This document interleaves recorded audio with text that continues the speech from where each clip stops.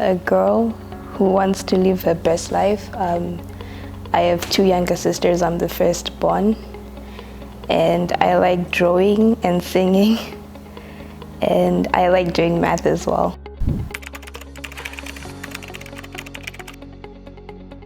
On school days, I would start my day at 6 a.m. and from 6 to 7, I'll be getting ready to go to school, and I'll do some chores. We didn't have a maid, so most of the chores my mom and I would do them. And from 7 to 7:30, I'm on my way to school, and then I'll arrive at school at 7:30. And I started school at 8, so from 7:30 to 8, I will be with my friends or helping out at school. Then at 8 to around 3 or 4, depending on the day, I'll be in school. Then I'll finish school at around 3 or 4, and then my mom will come pick me up at 5. So from 3 to 5 or 4 to 5, I'll be doing my homework or studying. And then from 5:30 to 8 o'clock, I'll do my chores. I made dinner, and I would also shower and relax. And then from 8 to 11:30, I'll be studying. In grade 1, I was at Rose of Sharon Academy. And then in grade 2, I went to Maranatha Junior School.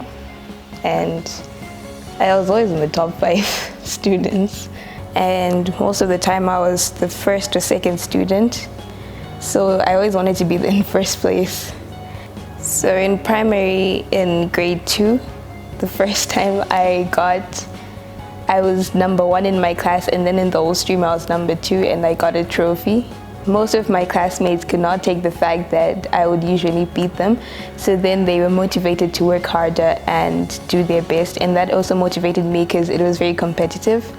And usually they would ask me for help in whatever work they did or anything. And then I remember we had this group where it was ask Taida and my friend Diana for homework or anything. Then I moved to Ghana with my parents, and in Ghana I was homeschooled.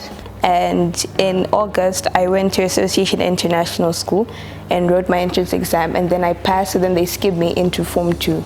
And in Form 2 I was a little bit behind because I started later than the other kids, but then I won the most improved student because the teachers were impressed by how I was able to do so well even though I was behind and I was so young.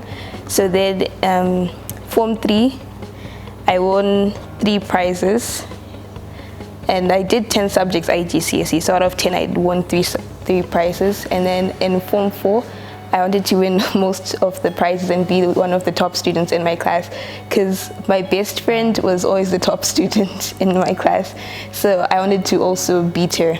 And then in Form 4, I got 5 prizes, and then she got 6.